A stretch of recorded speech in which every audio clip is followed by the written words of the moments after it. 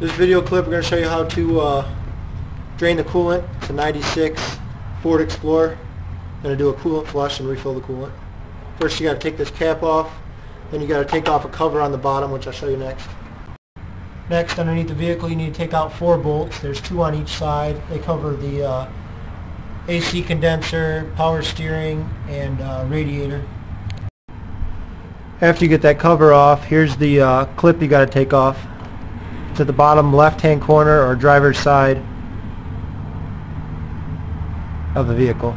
Just pop off that clip. Make sure you got a bucket or something to catch all the coolant. You got one right over there. Catch all the coolant or as much as you can, and then I'll show you the next step. Here's the coolant that we drained out. It pretty much looks like oil. So much rust in it, and it's so orange that it actually looks black. So we're going to hook it back up, run some water through it a couple cycles, and then drain it again and refill it with fresh coolant. This radiator was bad enough to where there was a lot of rust and deposits and stuff that came out, so I'm going to use some radiator flush that I had laying around. Reconnect your radiator overflow, and you're going to want to pour the full contents of the radiator flush into the radiator, fill it with water, and then run it up to temperature and run it at temperature for 10 minutes with the heat all the way on with full air running, so that all the components of the heating system can get cleaned out as well. After you run the flush through with the radiator full of water, then you're going to want to drain the flush and the water out, and then refill with water and flush it one more time before you add coolant. Once you get it filled with water and have the radiator flush in there, you want to reinstall the radiator cap, fire it up, and let it run for 10 minutes like I said before.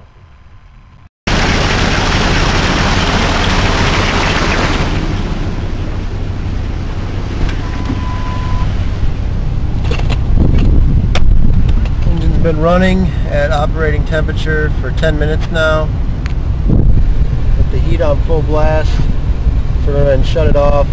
Let it cool down, pop off that bottom radiator hose, and see what we got to deal with. Now I'm going to go ahead and pop that bottom radiator hose off. I left the vice grips on just because I don't want to take them off and put them back on over and over and over again. So I'm going to pop that off and then show you what comes out. And there's the water and flush that came out. Still pretty black and nasty, so we're going to flush this a few more times. But just to show you guys, in case it's not this nasty, just go ahead,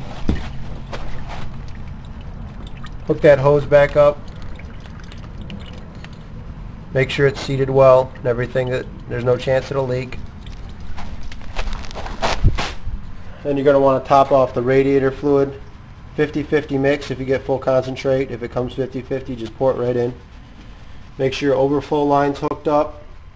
Then you want to fill your overflow between the maximum and minimum amount. Drive it for a few hundred miles and then top off your overflow if need be. Since that normal flush didn't work, I'm going to try adding some CLR with the water and do the same thing, see if that works any better. After about 6 flushes of water and a flush with Prestone radiator flush and 2 flushes with CLR, this is the result. It's looking pretty clear. Most of that yellow you see is just the CLR itself. Now let me show you what it looked like when we originally drained the fluid. That's the original fluid that we drained out. Pretty much looks like motor oil. And now we're to this after a few flushes. So we're getting the job done. Now we're going to go ahead and top it off with radiator fluid. Top off the radiator overflow. Take it for a test drive, see how it runs.